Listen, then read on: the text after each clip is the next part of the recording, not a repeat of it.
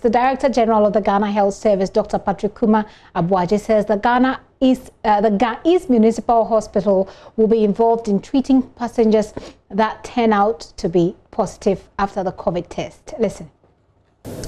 For arriving passengers, as has been mentioned, you need to come in with a negative PCR test taken at least at most 72 hours before you travel into the country. Ghanaians who travel for a meeting that returns in less than a week or within a week will be exempted from having to come in with a negative PCR test, and that's very important for people to know. There's also a digitized health declaration form that people can fill. You can even complete that before you arrive. That will tell us whether your risk level, are you sick, have you had any situation, where have you traveled to, so that allow the Port Health to be able to properly assess the risk that you are carrying in addition to your negative PCR test. The mandatory COVID-19 test on arrival, as been mentioned, will be done. And by the time you go through and get down to the Port Health before you go to immigration, your results will be there for them to be able to assess you to allow you in. I'll get to when you are positive later. There are exemptions to the mandatory test.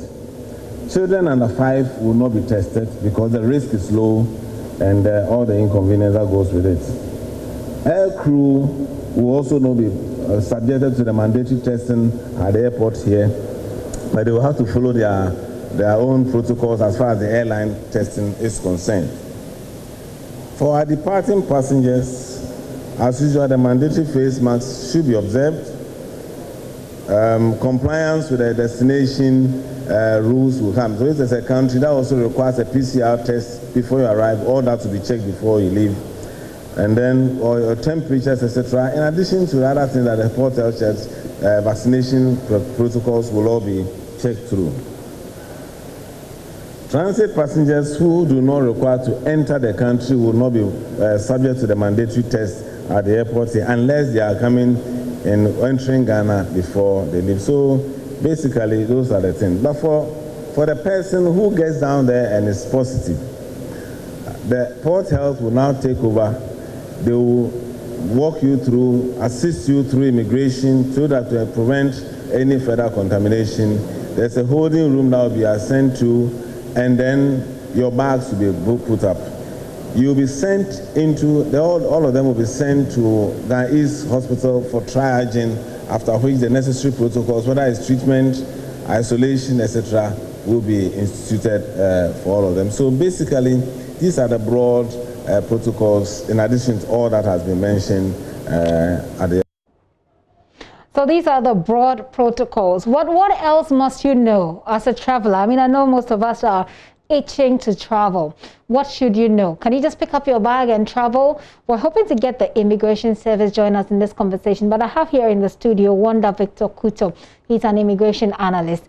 He'll help us see the other things that you ought to do, not just about COVID, but the things you need to know. Mr. Kutor, welcome to the show. Thank you very much. So the question is, what happens? Can you just pick up your bag and travel? No. Okay, why not? Yeah, just like Ghana has put in some restrictions and rules as to those coming in, the same way other countries have their own requirements. So, for example, I mean, this specifically was missing in the president's address yesterday. The impression out there is once Kutor International Airport is open, then you can just travel. That is not the case. For example, Canada has restricted those coming to their country to essentials, and they define essentials as non-discretionary and non-optional trips, meaning that you cannot travel to Canada now for tourism. Okay. So even if you have a valid Canadian visa, you cannot travel to Canada. So these are some of the things that we need to look at as Ghanaians. The US also has put restriction on H1B and H2B visa categories. They've also put restriction on J1 visa holders. So even if you have J1 visa now, you cannot travel to the US. You need to report to the consulates in Ghana to seek approval before you can travel. However, if you are on F1 visa already, you can travel for studies. Now, if you are now applying for the F1 visa is for students. If you are now applying for the F1 visa, then you might be exempted under the national waivers category to be granted visa. Not only the F1, and then They also have the A1, A2, that's for government officials. Any other visa category, you need to seek permission from the consulate. Thank you. Before you'll be able to travel. Yes. So from your perspective as an immigration analyst, as someone who watches this space, what should an organization like the Ghana Immigration Service be telling Ghanaians? What information should we as Ghanaians expect from the Immigration Service? Yes, thank you very much. We need to have a travel directorate at the Kutor International Airport. Travel directorate? Yes. What exactly would they be doing? Thank you. Just like UK, US, now, anybody leaving Ghana, they need to check your destination and check the applicable law in that country. But isn't that as an individual responsibility? Should the Immigration Service do that for people? But we owe the people of Ghana some duties. Now, if you have a Canadian visa, you may think that, okay, you can travel to Canada. When you get there, you'll be brought back. And this has ramifications to the economy of this country. Okay. So just having a travel guidance at the airport shouldn't cost us much. I mean, let's raise the bar in this country. So you're expecting that the Ghana Immigration Service should create a travel, what you're calling a travel directory that can advise people who get to the airport on which countries, for example, they can travel to? Not necessarily. The laws applicable to the country you want to go to. So, for example, those coming to Ghana, we know the requirement. You need to have the PCR test that has been done within 72 hours. When you arrive in Ghana, you have the antigen test and stuff. But in Canada, they are not expecting that. They expect you to have a mandatory quarantine plan. Okay. So when you get to Canada, they're going to isolate you, and you have to tell them where you will be and all that. And all those things, you're going to bear the cost. So every country has its rules. So before you leave Ghana, let us know where you are going to. We check the applicable rules over there, and then we can take it up from there. I see. And for those who want to travel, I mean, there are countries whose borders are still closed at the moment. Is there a way to know which country is open? I mean, and which country is not? Is there anything within the sector that helps people directly give them ideas as to which country is closed and which country is open? Yes, so it brings us back to the travel directory that I'm talking about. At this stage, the discussion will no longer be about whether we should have which country have open or not. That will not be the discussion. To be about the category of visa you are traveling with. So a country may have its border open. It does not mean you are being expected. Okay. So depending on the category of visa. So if you're a Ghanaian, for example, and you want to go to the US with a J1 visa, you cannot enter the US. What's a J1 visa? It's also like student, but it's an internship, internship kind of 3 months short time. Okay. Unlike the F1, that's for the entire period. Okay. So country by country has applicable law. So you may hear online, oh, this country has opened its borders. It does not mean you can travel. And that is my worry. Ghana has opened its borders, but it appears it's wholesome. Anybody at all can just come in. I thought we would have limited it to essentials. So if you're coming to Ghana and it's not for business, and it's not for work or to visit immediate family, you should be prevented. Our beaches are closed. Okay. So why should we expect tourists at this moment when we are trying to battle COVID-19? So let's see if government can come clearer, so that although we have opened our borders, so that we can restrict it to some categories of persons. Thank you. Okay. So the point you're making is that we've opened our borders, but then we've opened it up to anybody. Exactly. At any time, yes. And that it shouldn't be. It should have been restricted to essential travels. Yes. Did you not get the sense in what President Kutor said yesterday that there will be some level of restrictions, because they're saying that you will be tested. If you have done, you should have done a test before you come in. And then they'll do a antigen test. No, when you get here. Well, I tend to mix it up, and I won't put myself there in the first place. But then there are so many restrictions. You don't just walk in. You will be tested first. You have to be tested first of all. You come in, there will be another test done here, etc. Isn't that enough? It's not enough. You see, these things are questions of fact and question of law. When you say that you've opened your border to everyone and that they just have to meet some criteria, it means that you've allowed everyone. They only have to meet the criteria. So for example, if you're coming to Ghana now, you need to have your PCR test done for 72 hours. 72 hours. When you arrive in Ghana, 5 years and above, you are expected to do the antigen test. If you test negative, you'll be allowed to go free. Even if you turn positive, you will still be in Ghana, except that you will be isolated for a period of 14 days and all that. So just allowing everybody into the country, I mean, I think the government should take a second look at it so that we will restrict it to essentials. We make it clear to all the airlines that when you are coming to Ghana, we have to know your reason. It's good that government have tried to digitize all this information. So let us know the reason why you are coming. It should not, Ghana, there's no contact spots.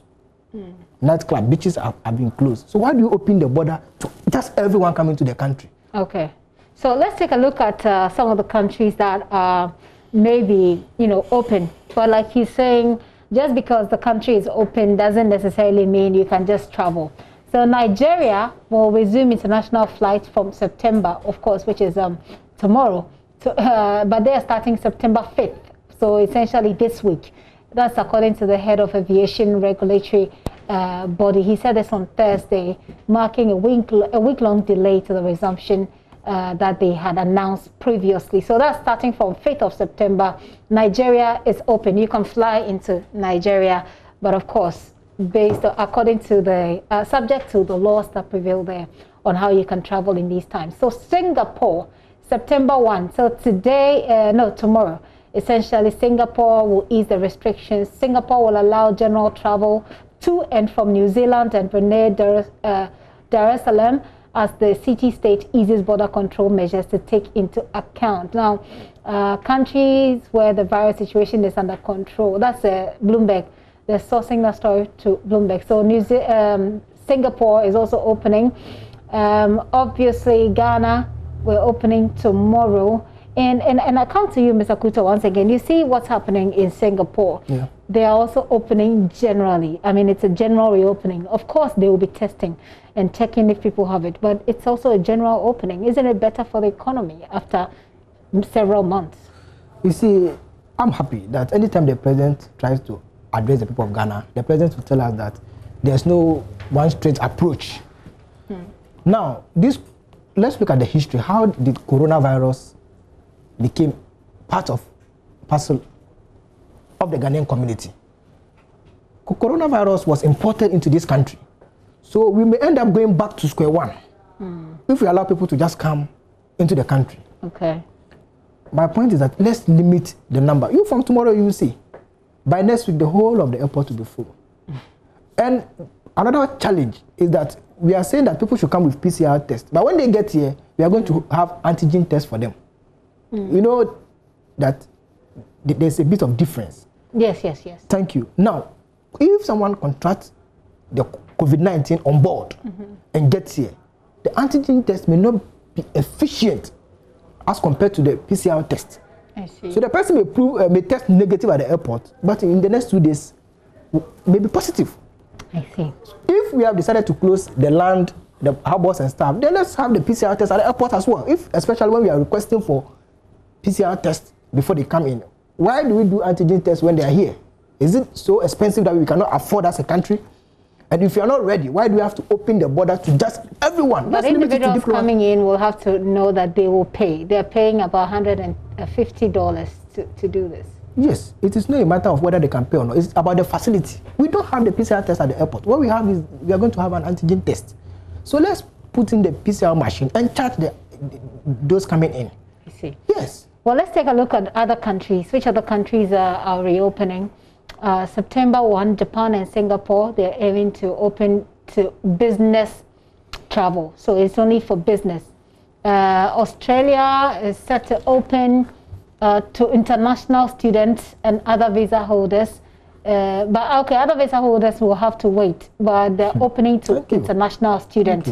Of course, the semester is starting, a new academic year is starting, and so for Australia, if you're a student, they're opening up. Japan and Singapore, they're looking to open to business people who have business to do there. Singapore Airlines, coming up again, also hoping to reopen. Cuba, August 30, end of, that was yesterday. So Cuba was to allow tourism in late August. Havana is out of limits, so Havana essentially is not part of the places you can travel to, but Cuba is generally opening up. Saudi Arabia, Saudi land borders are open for families of citizens. So if you're a family member to the citizens there, then you are allowed to go into Saudi Arabia.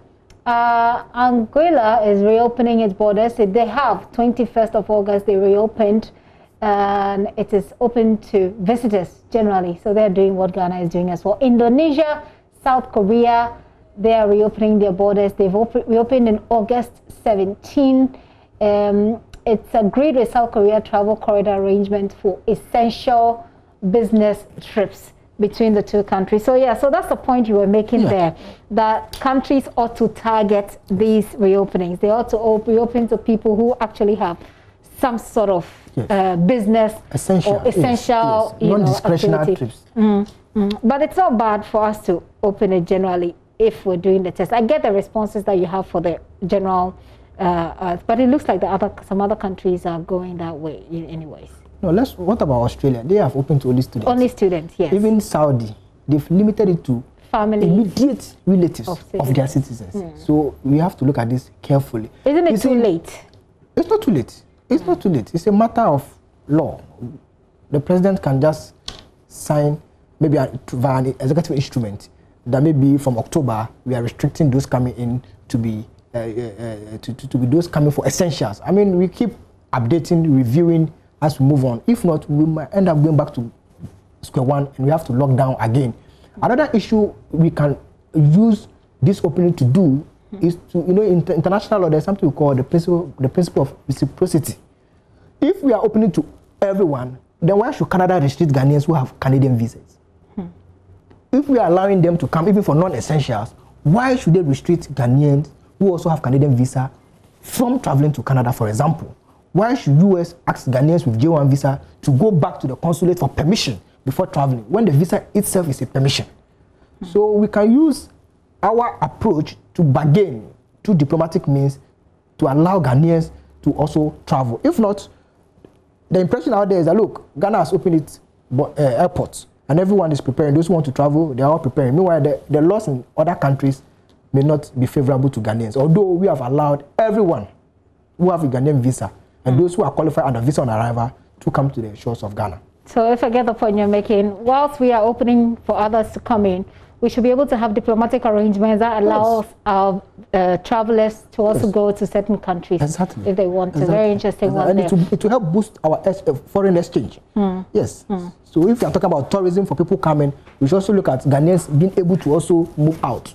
Okay. Okay. But some of you are asking about the visa categorization, but I'm not sure that, Let me take them through briefly. Well, this person wants to know what the A1, J1 visa and all the others you're talking about. So let's see if we can go through the general visa categorization. Okay, thank you. So the A1, A2 is for government officials. The B1, B2 is for, let's say, the B1 is for conference. B2 is for tourism, and then, let's say, medicals. Then the F1 is for students, the full-time students. Then the J1 is also kind of student internship. It's like more or less work. Although I admit that the F1, we can, in the past, prior to COVID, you're allowed to work 20 hours per week on campus per the F1 visa. Then we also have the K visa, where if you're going to join your fiancé or to start the marriage process, you go by the K visa. So essentially, these are the categories. This is for the US, right? That's for the US, yes. Okay.